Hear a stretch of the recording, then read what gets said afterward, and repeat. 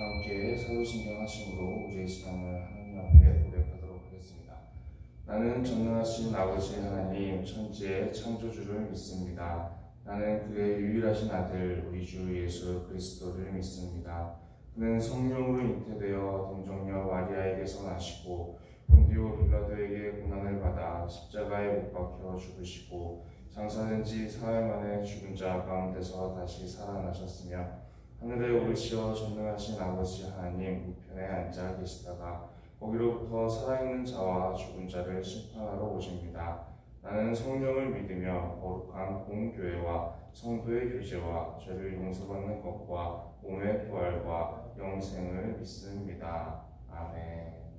찬송가 252장 함께 찬양하시겠습니다. 찬송가 252장입니다.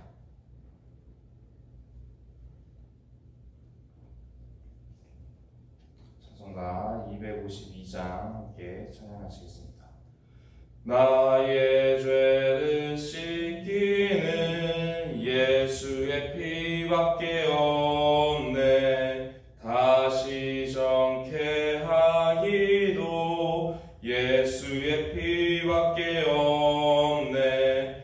예수의 흘린 피 날 희게 하오니 귀하고 귀하다. 예수의 피밖에 없네. 나를 정케 하기는 예수의 피밖에 없네. 사죄하는 증거도 예수의 피밖에 없네. 예수의 흘린 피 나에게 하오니 귀하고 귀하다. 예수의 피밖에 없네. 나의 죄 속하기는 예수의 피밖에 없네. 나는 공로 없으니 예수의 피밖에 없네. 예수의 흘린 피 날 희게 하오니 귀하고 귀하다. 예수의 피밖에 없네. 평안과 소망은 예수의 피밖에 없네. 나의 은은 이것뿐 예수의 피밖에 없네. 예수의 흘린 피 날 희게 하오니 귀하고 귀하다. 예수의 피밖에 없네. 영원토록 내 할 말 예수의 피밖에 없네. 나의 찬미 제목은 예수의 피밖에 없네. 예수의 흘린 피 날 희게 하오니 귀하고 귀하다. 예수의 피밖에 없네. 아멘. 이 시간 함께 나눌 말씀은 마태복음 5장 1절에서 12절까지의 말씀입니다. 마태복음 5장 1절에서 12절까지의 말씀입니다.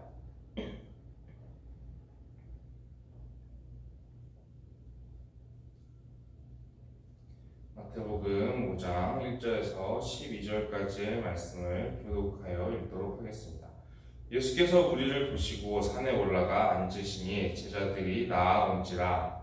입을 열어 가르쳐 이르시되 심령이 가난한 자는 복이 있나니 천국이 그들의 것이며 애통하는 자는 복이 있나니 그들이 위로를 받을 것이며 온유한 자는 복이 있나니 그들이 땅을 기업으로 받을 것이며 의에 줄이고 목마른 자는 복이 있나니 그들이 배부를 것이며 긍휼히 여기는 자는 복이 있나니 그들이 긍휼히 여김을 받을 것이며 마음이 청결한 자는 복이 있나니 그들이 하나님을 볼 것이며 행하게 하는 자는 복이 있나니 그들이 하나님의 아들이라 일컬음을 받을 것이며 의를 위하여 박해를 받는 자는 복이 있나니 천국이 그들의 것임이라. 나로 말미암아 너희를 욕하고 박해하고 거짓으로 너희를 거슬러 모든 악한 말을 할 때에는 너희에게 복이 있나니 기뻐하고 즐거워하라. 하늘에서 너희의 상이 있습니다. 너희 전에 있던 선지자들도 이같이 박해하였느니라. 아멘. 오늘 우리가 함께 나누고자 하는 말씀은 이 산상수훈이라고도 흔히 불려지게 되고 또 팔복에 대한 말씀으로 불려지기도 하는 마태복음 5장의 말씀입니다. 오늘 이 말씀을 보게 되면은 이제 팔복에 대해서 하나씩 말씀을 조금 나눠보려고 합니다. 먼저 이제 3절의 말씀을 보게 되면 이 심령이 가난한 자는 복이 있나니 천국이 그들의 것임이요 라는 말씀으로 이제 첫 번째 복을 말씀을 하십니다. 보게 되면 이제 심령이 가난한 자라는 것이 나오는데 이 심령이 가난하다는 것이 무엇인가 라는 것을 우리가 함께 살펴보게 되면은 이것은 이제 나의 스스로의 모습을 돌아보았을 때 나의 스스로 하나님 앞에서 구원을 얻을 만한 어떠한 나의 자원 같은 것들이 아무것도 없다라는 것을 스스로 아는 것을 의미합니다. 나의 힘으로는 하나님 앞에서 충분히 선하거나 충분히 의롭거나 그렇게 할 수가 없어서 이제 마음이 심령이 가난해져 있는 그런 사람들, 그것을 깨닫고 있는 사람들, 그래서 하나님이 주시는 은혜가 아니면은 이제 내가 구원받을 수 없다는 것을 알고 그것을 믿는 사람들은 그 믿음으로 인해서 천국에 들어갈 수 있을 것이다 라는 그런 말씀입니다. 그래서 이제 내 힘으로는 이제 천국에 스스로 이룰 수 없는 존재구나 내가. 그래서 나는 진짜 하나님의 말씀대로 하나님 앞에 정말로 죄인으로 설 수밖에 없고 정말로 하나님의 은혜가 없이는 하나님 앞에 하나님의 사랑 안에 거할 수가 없구나. 그런데도 불구하고 하나님께서 그 은혜를 부어주시기 때문에 내가 천국에도 갈 수 있고 또 하나님의 사랑받는 자녀로 하나님 앞에 세워질 수 있구나. 그것을 아는 것을 의미를 합니다. 그리고 4절의 말씀을 보게 되면 애통하는 자는 복이 있나니 그들이 위로를 받을 것이며 라고 두 번째 복에 대한 말씀이 나옵니다. 애통하는 것을 좋아하는 사람은 없을 것입니다. 그러나 이 애통하는 것이 복이 있다라고 말씀하시는 이유는 무엇이냐면 우리가 살아가다 보면 애통할 일은 원치 않아도 이제 생기기도 하는데 그때 나를 위로하시는 하나님께서 내 옆에 동행하고 계시기 때문에 그래서 이제 그 하나님의 동행하심으로 말미암아 여전히 나에게는 복이 있다라고 말씀을 하고 계신 것입니다. 그래서 때로는 고난 때문에 오히려 우리가 하나님 앞에 더 나아가게 되기도 하고 고난 때문에 우리가 믿음이 더 성장하기도 하고 하나님을 더욱더 깊게 만나는 경험들이 있기도 하죠. 그래서 이 고난받은 것이 오히려 유익이 되는 그런 경우가 생기기도 합니다. 우리가 이제 애통할 만한 상황에서도 우리와 함께 하시는 하나님을 경험하기 때문에 그런 일도 가능한 것입니다. 그것이 이제 두 번째 복으로 나오게 됩니다. 그리고 5절의 말씀을 보면 온유한 자는 복이 있나니 그들의 땅을 기업으로 받을 것이며 라고 세 번째 복에 대한 말씀이 나오게 됩니다. 이때 당시에는 이제 로마의 지배를 이제 받고 있는 그런 시대적인 상황이었습니다. 그리고 로마의 모습을 보게 되면 당시 사회적인 분위기는 온유함은 그렇게 사람에게 중요한 덕목으로 사회적으로 인식이 되지 않았었습니다. 오히려 이제 로마의 방식은 힘으로 무력으로 땅을 차지하던 그런 나라고 그런 시대적인 분위기였다는 것입니다. 당시에는 온유함이 아니라 이제 힘과 무력 이런 것으로 땅을 차지하는 그런 시대인데 그런 시대 가운데서도 폭력이 아니라 하나님께서 주시는 사랑하는 그 마음으로 이제 온유하게 살아가는 사람들에게 오히려 하나님께서 그 믿음을 보시고 땅을 기업으로 주신다 그렇게 말씀하십니다. 우리가 구약의 말씀을 보게 되면 이스라엘 역사에서 나타나듯이 그들이 이제 외국에 포로로 끌려간 그 이유가 땅에서 쫓겨나고 포로로 끌려간 이유가 영적인 문제임을 우리가 알 수가 있습니다. 그들이 군사력이 약하거나 경제력이 약해서 다른 나라보다 힘이 약해서가 아니라 하나님의 말씀에서 벗어났기 때문에 믿음에서 벗어났기 때문에 그래서 쫓겨났던 것을 볼 수가 있습니다. 그래서 이제 하나님의 말씀대로 하나님께서 주시는 그 사랑의 덕목으로 이렇게 온유하고 부드러운 그런 사람들은 오히려 하나님께서 폭력의 방식을 따르지 않았는데도 오히려 하나님께서 복을 주셔서 땅을 기업으로 받고 거기에 거주하는 그런 복을 받는다라는 것이 말씀에 나오게 됩니다. 그리고 이제 6절의 말씀을 보게 되면 네 번째 복에 대해서 나오게 되는데, 의에 줄이고 목마른 자는 복이 있나니 그들이 배부를 것이미요 라고 이렇게 말씀이 나오게 됩니다. 이때 당시에 이제 그 두 개의 그 직전의 제국들을 한번 살펴보게 되면 헬라, 그리스 제국이 있었고, 그리고 그 다음에 이제 이 말씀의 당시에는 로마 제국의 시대를 살아가고 있는 상황입니다. 이 시대별로 이 의로움이라는 것에 대한 개념도 서로 달라지게 되는데요. 이 그리스 시대에는 의로움이라는 것이 보통 어떻게 사회적으로 인식이 되었냐면, 인간 관계에서 서로 기본적으로 지켜야 될 덕목들, 그런 기초적인 도리, 이런 것들을 지키는 것을 의로움이라고 생각을 했습니다. 그리고 로마 시대에는 이제 또 의로움이라는 것에 대한 생각이 좀 달라져서 이제 의로움, 정의 이런 것이 무엇이냐면, 로마의 방식은 이랬습니다. 내가 누군가한테 피해를 입으면 그것은 참는 것이 아니라 반드시 보복을 하고 더 이제 크게 갚아주고 폭력을 행사하고, 로마의 방식대로 무력을 행사해서라도 되갚는 것을 정의다라고 로마는 생각을 했습니다. 그래서 누군가 로마를 대항한다 그러면 반드시 이제 군대를 보내서 이제 크게 이제 무력을 행사해서 이제 짓밟고 그렇게 더욱더 큰 보복을 가하는 것이 로마 방식의 정의라고 생각이 되었습니다. 그러나 이제 하나님께서 말씀하시는 의로움이라는 것은 하나님께서 주시는 의를 의미합니다. 우리 자신의 의로움, 나의 의가 아니라 하나님께서 주시는 의로움을 뜻합니다. 우리 스스로는 의로울 수가 없기 때문에 우리는 하나님께서 우리를 의롭다고 인정해 주시는 그 의로움이 우리에게 있어야, 우리가 예수님을 믿게 되면은 이제 우리가 여전히 율법상으로서는 많이 부족하더라도 하나님께서 우리를 의롭다고 인정해 주시고 의롭다고 쳐주시는 것이죠. 그래서 그 하나님께서 봐주시고 의롭다고 인정해 주시는 그 의로움이 있어야 이제 우리가 결국에 이제 구원도 받을 수 있다라고 되어 있는데, 결국에 그것이 어떤 복으로 이어지게 되냐면, 이 사람들, 하나님께서 주시는 그 영적인 복, 그것에 줄이고 목마른 사람들은 육체적으로도 배부를 것이다 라고 말씀이 나옵니다. 영적으로도 배부르지만 육적으로도 배부를 것이다 라고 말씀이 나오게 되는 것입니다.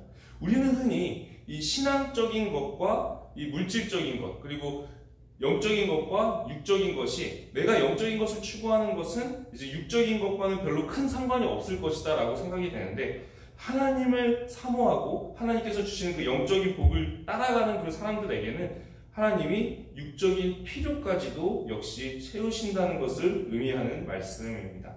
그리고 이제 7절의 말씀을 보게 되면, 긍휼히 여기는 자는 복이 있나니 그들이 긍휼히 여김을 받을 것이요 라고 말씀이 나오게 됩니다. 다섯 번째 복에 대해서 보게 되면, 하나님은 이제 다른 사람을 불쌍히 여기는 사람을 하나님도 불쌍히 여기신다라고 말씀을 하고 계십니다. 그래서 이제 이 신앙의 원리에 대해서 하나님께서 말씀을 하시는데, 우리가 주기도문에서도 보게 되면 우리가 다른 사람을 용서한 것 같이 우리를 용서해 주십시오라고 주기도문에서도 그렇게 기도하지 않습니까? 그래서 우리가 다른 사람을 불쌍히 여기고 이렇게 하면은 하나님께서도 우리를 불쌍히 여기시고, 우리가 다른 사람을 가차없이 이렇게 대한다 그러면 우리 역시 하나님께 긍휼을 얻지 못하는 그런 모습을 말씀을 하고 계십니다. 이 사람을 대하는 것이 하나님과의 관계와도 연관되어 있다라는 것을 이 7절의 말씀은 우리에게 신앙의 원리로서 잘 나타내주고 알려주고 있습니다. 그리고 이제 8절의 말씀, 여섯 번째 복에 대해서 말씀을 나눠보게 되면, 마음이 청결한 자는 복이 있나니 그들이 하나님을 볼 것임이요 라고 말씀이 나오게 됩니다. 우리가 이 부정적인 마음이나 이제 내 스스로도 보기에 그때 내 상태가 약간 죄나 아니면 악한 마음에 사로잡혀 있었구나 라고 스스로 생각되는 그런 상태를 한번 기억이 나신다면 떠올려 보시면 좋을 것 같습니다. 그렇게 되면 사실 우리의 마음속에 그 하나님의 뜻이라든지 아니면 하나님이 잘 보이지 않았다는 것을 우리가 스스로도 알 수 있을 것입니다. 경험적으로도 이제 우리가 부정적인 것이나 아니면 죄에 대해서 우리가 사로잡혀 있는 상태, 우리가 어떤 악한 마음 이런 것에 사로잡혀 있는 상태가 되면 우리가 정말 마음이 깨끗해야 하나님의 뜻도 내가 분별할 수 있고 그것이 들리게 되고, 그렇지 이게 내 마음이 어두워져 있으면 정말 하나님의 뜻도 잘 분별이 되지 않고 마치 하나님과 점점 거리가 멀어진 것처럼 하나님이 잘 보이지 않는 그런 모습을 우리가 신앙생활하면서 경험하기도 합니다. 그 마음이 청결하고 깨끗하고 이제 거룩하려고 애쓰고 있어야 우리가 하나님과도 원만한 그런 관계를 계속해서 이어갈 수 있다는 것을 나타내는 말씀입니다. 다음으로는 이제 9절의 말씀을 살펴보게 되면 7번째 복에 대해서 나오게 됩니다. 화평하게 하는 자는 복이 있나니 그들이 하나님의 아들이라 일컬음을 받을 것이며, 우리가 추구해야 할 것이 무엇인지를 이제 하나님께서 말씀을 하고 계신데, 당시의 로마의 방식은 로마가 공격을 당했다 그러면 반드시 보복하는 것이 정의라고 생각하는 그런 사회라고 함께 말씀을 나눴었습니다. 그래서 이제 그 당시에는 쉽게 보복을 하는 것이 굉장히 쉬운 일이 될 수 있었는데, 우리가 추구해야 할 것은 분노나 폭력이나 분쟁이나 이런 것이 아니라 하나님께서 주시는 사랑으로 행하는 화평이라고 하나님께서는 말씀을 하고 계십니다. 다른 사람들을 선하게 대하고 부드럽게 대하고 또 분쟁이 있을 때 오히려 중재하고 화평하게 하는 것은 오히려 이제 하나님께서 저 사람이 정말로 하나님께 속한 사람이다, 하나님의 아들이다라고 여겨지도록 만드신다라는 것입니다. 당시에는 이제 로마 시대에는 내가 만약에 어떤 공격을 당했다 이렇게 되었을 때 참는 것을 오히려 수치스러운 일, 되게 굴욕적이고 비굴한 일처럼 생각을 하는 그런 사회적인 분위기가 있었습니다. 그러나 하나님께서 말씀하실 때에는 오히려 화평하게 하는 것, 그것이 다른 사람들이 볼 때에도 그리고 하나님이 보실 때에도 이 사람은 진실로 하나님의 아들이다, 하나님께 속한 하나님의 자녀다라고 여김을 받게끔 하나님께서 그렇게 복을 더하신다라고 말씀을 전하고 계십니다. 그리고 이제 10절의 말씀을 보게 되면 이제 8번째 복에 대해서 말씀이 나오게 되는데, 의를 위해서 박해를 받는 자는 복이 있나니 천국이 그들의 것임이라, 그렇게 말씀을 전해주시고 있습니다. 신앙을 지키면서 박해를 받는 경우들이 있게 되죠. 그리고 믿음의 길을 걸어가다 보면은 이 하나님의 뜻과 이 세상은 많이 거리가 있기 때문에, 이 세상 가운데는 여전히 악한 일들이 많이 있기 때문에 신앙을 지키며 살아가다 보면 이 부딪히는 일들이 있을 수밖에 없습니다. 세상의 가치관들, 세상의 문화 이런 것들과도 많이 부딪히게 되고, 그래서 이제 내가 믿음을 지키고 살아가는 것이 마치 십자가를 지고 걸어가는 것과 같이 그렇게 느껴질 때가 많이 있는데, 우리가 첫 번째 복, 심령이 가난한 자는 복이 있나니 그들도 여전히 받게 되는 복이 천국이 그들의 것입니다 라고 나와 있습니다. 그리고 8번째 복도 이제 의를 위해서 박해를 받는 자들도 복이 있는데 천국이 그들의 것입니다, 그렇게 나오게 됩니다. 첫 번째 심령이 가난한 자는 이제 나 스스로는 의로울 수가 없고 하나님께 주시는 그 칭의, 하나님께서 주시는 의롭다고 여겨주시는 그런 은혜가 있어야지 내가 천국에 들어갈 수 있구나, 그것을 알고 있는 자들이 천국에 들어갈 것을 말씀하고 계신 것처럼, 의를 위해서 정말 믿음을 끝까지 지켜가면서 박해 속에서도 하나님의 백성으로 살아가기 위해 애쓴 그 사람들 역시 천국에 들어갈 것이다, 그렇게 말씀을 전하고 계십니다. 그리고 11절, 12절 이제 말씀을 보게 되면 결국에는 이제 하나님을 믿게 되면 박해가 있을 수밖에 없다라는 것을 말씀하고 계십니다. 우리가 신앙생활을 하다 보면 우리는 흔히 형통함을 하나님 앞에 기대하곤 합니다. 내가 믿음으로 살게 되면 그래도 은혜를 받고 복을 받고 형통한 일들을, 그런 길을 하나님께서 열어주셔서 정말 계속 좋은 일들만 가득하기를 우리는 기대하게 되는데, 11절, 12절의 말씀을 보게 되면은 박해가 있을 수밖에 없음을 그렇게 말씀하고 계십니다. 믿음을 지키면서 살아가려고 하다 보면 이 세상은 이제 여전히 하나님을 거스르는 그런 일들이 많이 있기 때문에 그런 일들로 말미암아 박해가 있을 수밖에 없고, 이때 오히려 즐거워하고 기뻐하라, 그렇게 말씀을 하십니다. 왜 그러냐면 구약의 선지자들도 그렇게 박해를 받았더라 라고 말씀을 하고 계신 것입니다. 구약에서도 많은 선지자들이 있었습니다. 근데 그 중에서도 성경에 기록된 그 참 선지자들이 있고 하나님께서 거짓 선지자라고 부르시는 그런 선지자들도 있게 되는데, 하나님께서 참 선지자라고 기록하신 그 성경에 귀하게 등장하는 그 선지자들은 거의 하나같이 박해를 받았던 인물들입니다. 그러니 우리가 믿음을 지키면서 살아가다가 박해를 받게 된다는 것은 그 선지자들이 걸어갔던 길과 같은 길을 걸어가고 있는 것이죠. 하나님 앞에서는 굉장히 귀한 것이고 천국에서는 그 상이 굉장히 크겠으나 우리가 정말로 믿음의 길을 걸어가다 보면 이런 박해는 있을 수밖에 없다라는 것입니다. 그래서 우리가 잘 분별하기를 소망합니다. 내가 만약에 겪게 되는 그 고난이 정말 믿음을 지키기 위해서 살아가다 보니까 받게 될 수밖에 없는 그런 박해라면 우리는 그 안에서도 기뻐해야 할 것입니다.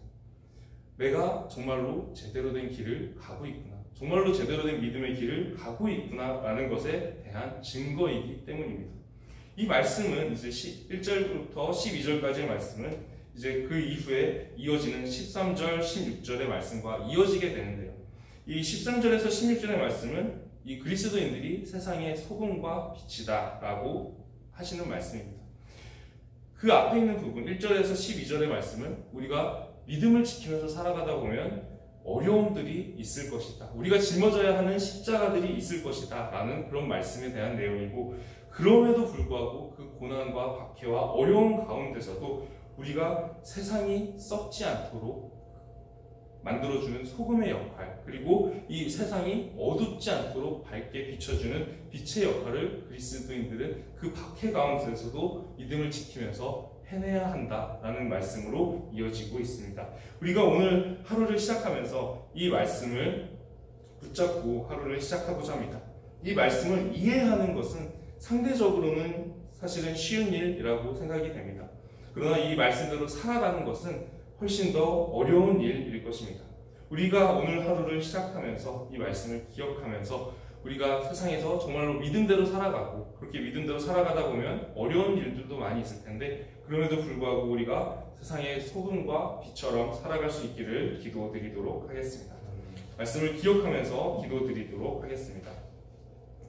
하나님 아버지, 오늘 우리가 팔복에 대한 말씀을 함께 나누었습니다. 하나님, 우리가 이 말씀처럼 우리가 믿음을 지키면서 살아가려고 하다 보면 우리의 삶 속에서도 많은 어려움들, 박해들, 그런 것들이 있을 수 있는데, 하나님, 이 상황들 가운데서도 우리가 믿음을 지키면서 이 세상 가운데 소금과 빛으로 살아가면서 이 세상이 부패하지 않도록, 이 세상이 어둡지 않도록 우리가 밝게 비추는 그런 소금과 빛이 될 수 있도록 우리의 걸음을 인도하여 주시옵소서.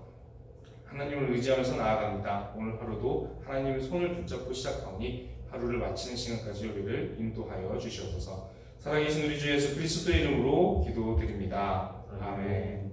하늘에 계신 우리 아버지, 아버지의 이름을 거룩하게 하시며 아버지의 나라가 오게 하시며 아버지의 뜻이 하늘에서와 같이 땅에서도 이루어지게 하소서. 오늘 우리에게 일용할 양식을 주시고 우리가 우리에게 잘못한 사람을 용서하여 준 것 같이 우리 죄를 용서하여 주시고 우리를 시험에 빠지지 않게 하시고 악에서 구하소서. 나라와 권능과 영광이 영원히 아버지의 것입니다. 아멘. 오늘은 교회의 일꾼들을 위해서 함께 기도드리도록 하겠습니다. 하나님을 섬기는 많은 일꾼들이 계시죠. 사역자분들도 그렇고 또 곳곳에서 섬기시는 많은 성도분들, 봉사로 섬기시는 분들, 또 기도로 섬기시는 분들, 많은 분들이 섬기고 있는 분들이 계십니다. 그분들을 위해서 우리가 함께 기도하기를 소망하고, 또 오늘 말씀처럼 하나님을 믿고 섬기는 그 사람들을 통해서 우리가 정말 이 세상 가운데 소금과 빛의 역할을 하면서 정말 이 세상이 어둡지 않도록 조금 더 밝게 비춰지는 그런 역할을 감당해낼 수 있기를 함께 기도드리도록 하겠습니다. 그리고 가지고 오신 개인적인 기도 제목들로 함께 기도드리겠습니다. 함께 충성으로 기도하시겠습니다.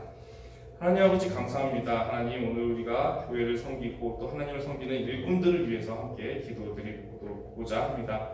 하나님, 이 세상에서 살아가다 보면, 그리고 하나님을 섬기다 보면 우리가 정말 하나님을 섬기는 그 일꾼들이 마음이 많이 지치고 또 박해를 받는 것과 같은 그런 어려움들을 겪을 때가 있습니다. 주여, 우리가 이제 이 세상을 살아가다 보면 그런 상황을 겪게 되면 낙심하는 경우들이 생길 수 있는데,